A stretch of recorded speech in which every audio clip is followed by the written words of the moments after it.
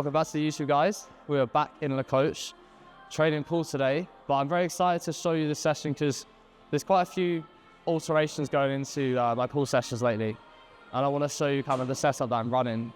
So volume's been ramped up a lot on the areas that I want to grow, and it's very much like a high volume approach for training my lats as well, which is like a big point of focus for me. It's kind of like how you can get that width to your physique. A lot of people, I feel like quite a lot of people have a similar weakness that I have, which is just the kind of pop to the lats from the front and in the back, like through the terrace, and having that width and how you can make that stand out. So I'm going to show you the things that I'm doing to improve that. Typically, I find the people that do struggle to have that width, what I find is people that are quite bicep dominant. I'm quite bicep dominant, and when I hit my front double, my biceps are just quite big, and it just makes my lats look smaller. So I just need more lats. And I think also just through training back maybe for a long period of time, I trained for 12 years, right? 11 years. And inevitably some of those years wouldn't have been the best when I started. So I think through that period of time, I was just training a lot of bicep in my row movements, so my lat movements. So, you know, how you can keep your dominant biceps out of your lat work as much as you can is a really important thing to consider. So, yeah, we're gonna crack on. We've got hinges. I'm pretty sore because I trained legs with AJ 2 days ago. And my legs are battered, but it was good fun. But yeah, very excited. We've got a few months and then it's prep, so we're really making the most of every session right now. After a nice little break at Christmas, I was away for a week with Milo and family. Did some deep-volume sessions when I was away, but nothing crazy, so I'm very fresh, ready to crack on now and get the work done. But yeah, let's do it.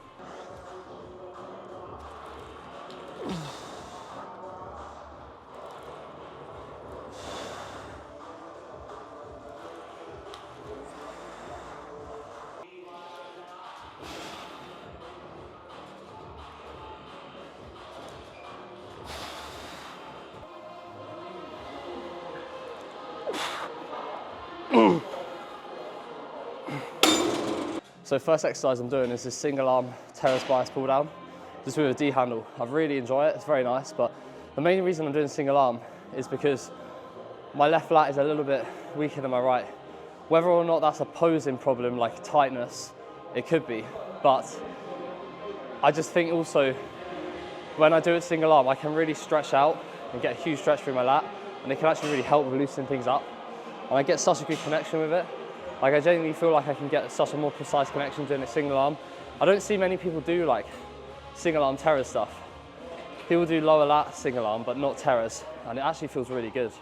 So honestly, I would suggest giving it a go. I do it before pulls, and it helps just get my lats really warm and firing into my hinge anyway. When I first introduced it, I was worried it was going to take away from my hinge a little bit in terms of stability, but it genuinely helps. So it's really good. And it's also the thing I need the most. So I do it right at the front of the session. And so far it's been making a big difference. So just 2 sets of this. You'll notice I elevate my shoulder purposefully. There's a lot of literature showing that like the lat has a role in, you know, bringing the shoulder down from an elevated position, like depressing the shoulder. It has a big role in it. So if you're just keeping your shoulder down and go like this, you're really not getting any movement through the lat. You're just using your arm. So the key thing is, yes, elevate your shoulder, but when you're in this like really elevated position, this has to move together. So you'll notice I'm really stretching out as much as I can, but I've perfected that skill, which is quite a hard skill, of just being able to come in this position, bring it all down together and get this low. If this is elevated in the short, that's where you're just gonna start bringing your trap in. People make the mistake of going like this. So you need to bring it all down with your chest up.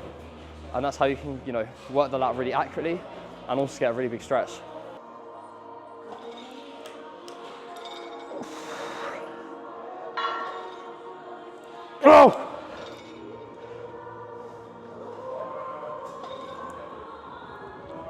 Oh! Call this? What time do you call this? Is it? Well, you're doing deadlifts first? Yeah. Oh. So it's actually perfect. Well, me and Charlie just seem to keep matching. I blame AJ. Yeah, this is your fault, AJ.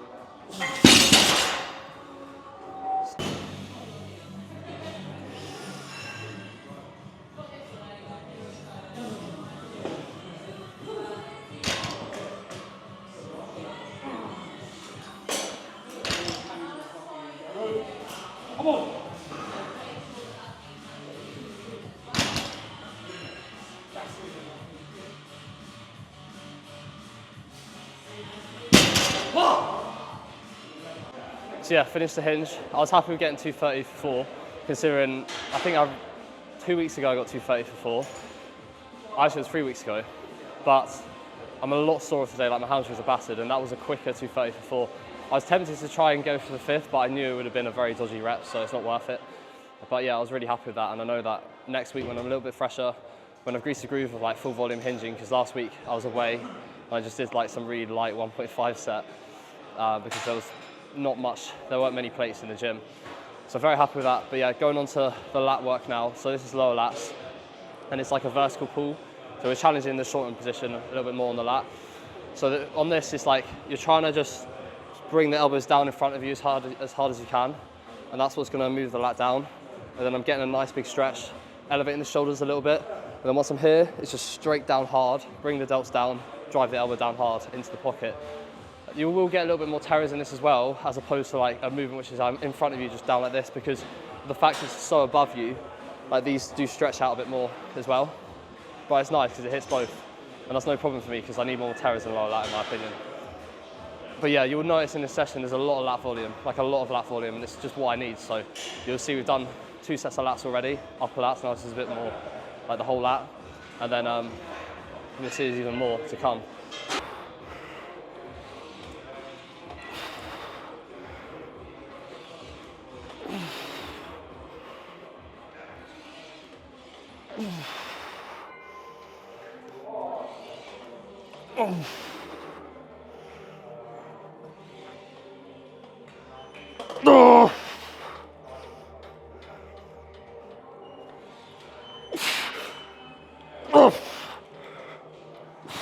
Oh, fuck.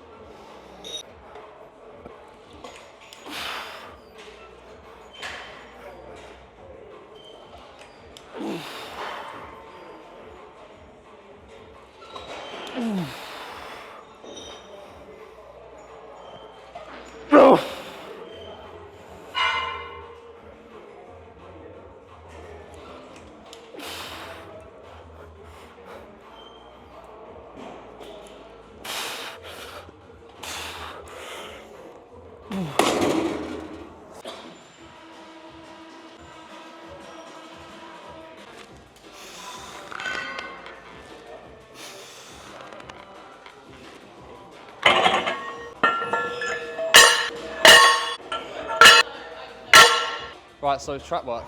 I often get the question of like, do I hit direct trap work or not? And the short answer is no. But what is direct trap work? I would see this, for me, as direct trap work, but I know most people wouldn't see that as this. People are asking, do I do shrugs, essentially? Well, I don't do shrugs. But this is a low to high row. And what this does is it trains all of your traps, your lower traps, your upper traps. And if you want to grow, your traps from the front in this position, I genuinely think this is the best because it moves to the perfect plane. You pull back in this way and you'll get such a good upper trap pump from this, but you'll also hit your lower traps and you'll build that thickness from the rear as well as building that thickness from the front. So it's a very good way of hitting all of your traps. Do that, get strong at deadlifts, pulling from the floor, and I guarantee for most people, not all, but for a lot of people that will be enough. The trouble with doing loads of shrugs is like for people, some people, yeah, that's needed, but for a lot of people, you could just be taken away from other really valuable work that you could be doing in your pull session. For me, I want to be prioritizing my lats and that area much more than doing loads of sets of shrugs when like any upper back row is going to hit your upper traps, especially if it's low to high. Even a horizontal row, if it moves slightly low to high in that plane, you're going to still get a really nice pump for your upper traps. You just need to understand how to train your traps and actually taking your scapula from protraction into retraction.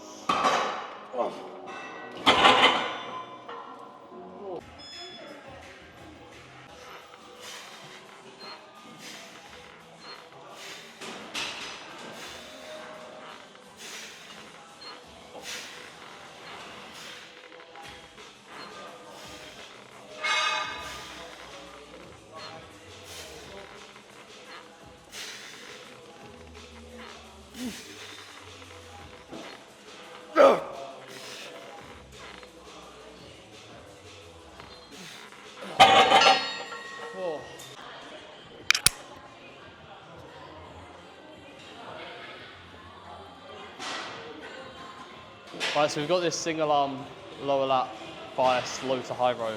So we did a low to high row for the mid back. The only difference is like the plane that I'm moving in. So it's a little bit higher, now it's lower. And I'm thinking about bringing the elbow to the hip. And as I'm stretching out, I'm moving in that plane. So I'm keeping my elbow low. So just keep it quite close to your hip as you stretch up away from you. And you let, as we've said in all the lat movements I've done, you let this hang. So I'm high, hips up, let this hang away, and then bring it back straight away with the elbow moving back. And it gets a really nice contraction. This movement is lovely because it's the pathway that it moves in is perfect for kind of stretching away from you, and then like immediately directing you to the hip because it's very arched. You'll see when I do the row, it's very arched, which is perfect for trying to hit your lat in a dumbbell row. And the other reason it's really good is you get quite a good even profile. So, and it's a little bit more stable than a normal dumbbell row. So it might kind of stick in my diet. We'll see when I prep how well it goes, but I wouldn't be surprised if this is pretty retainable, especially as long as I keep the control there. But I just love, like, I stand on the platform and I get a bit higher and I just love hanging and just feeling that full stretch in the lat, which is kind of the thing I've been doing on all lat movements. As you probably noticed, I'm really hanging and just stretching as much as I can. You know, the biggest mistake you see people make when they train their lats, especially the people that are very like obsessed with science, who like just like to be optimal and do all the cables and stuff, is they just go like this and they're not really getting enough movement. You know, you should be fluid, you should move. The lat's a big muscle, like get a big stretch. It's so key. So yeah, if you do a dumbbell row, it's still a very good movement for lats. You can try it like that. And just think about like being high enough. So I suggest standing on the platform and then doing it because you can really stretch your upper arm away from your body as much as you can.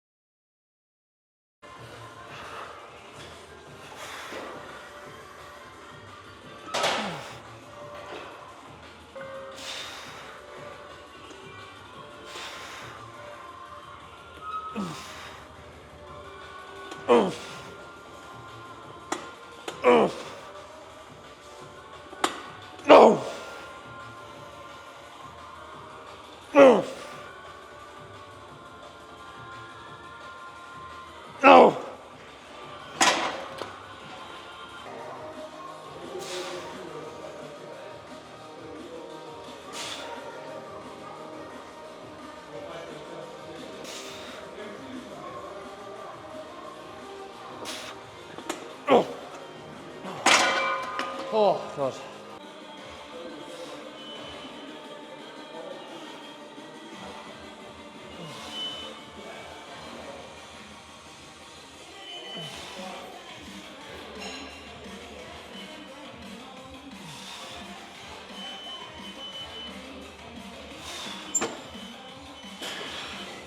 So we've got this pullover after the single arm row, which is just essentially very length and bias. It drops off into the short pretty nicely, so it's perfect to have at the end, but I'll do 1.5s as my second set. And the reason I put this in is, firstly, a nice change for me. I've been doing like a lot of cable pullover work, but I also wanted something that was very stable and that I could create a lot of momentum in prep, you know, like something that I could keep in prep. So I'm starting prep in 3 months, which is not a long time. So if I can run up a movement now, get strong at it, build a lot of terrors from it, and then retain that really well on the diet, I'm going to be happy. And I know how retainable this could be because I'm locked in, loads of pressure, you know, of contact, points of contact. I mean, loads of points of contact around my body. My feet are very stable. I've got a belt, and I can get locked in. And I've taught myself not to ego lift on this because I've genuinely I've pinned the stack before. Well, many times I've pinned it.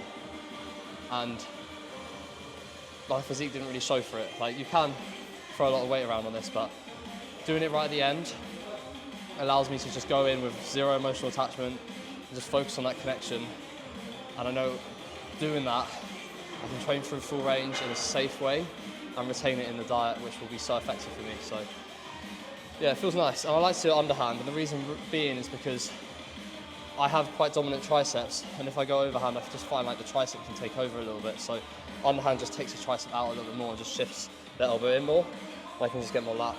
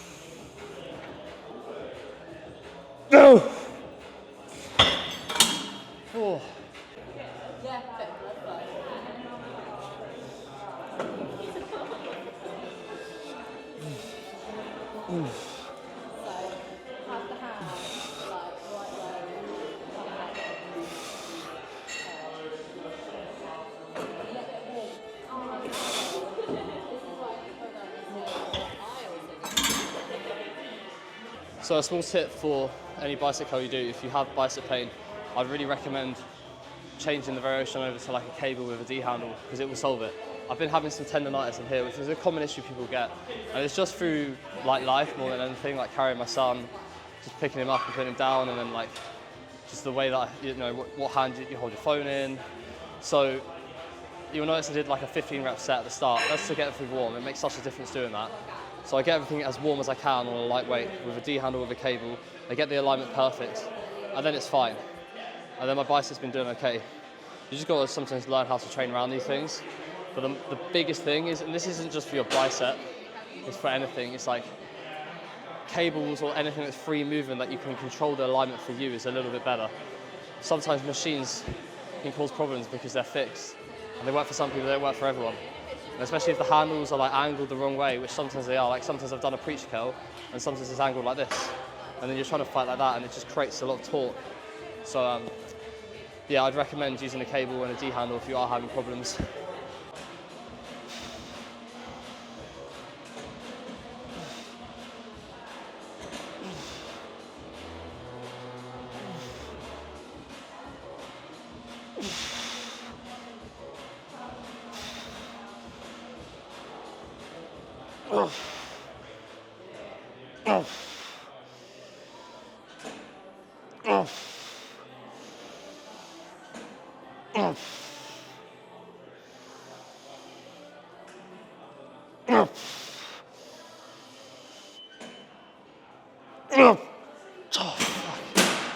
Oh, God.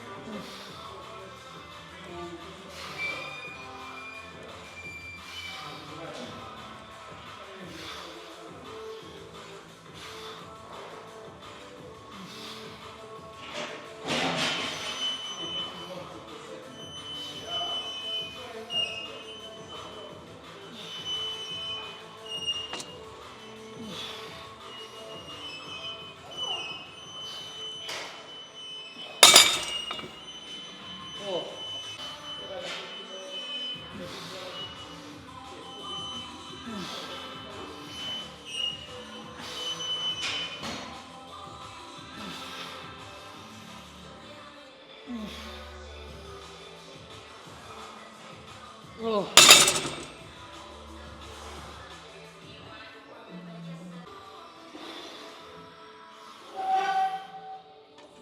No. Oh.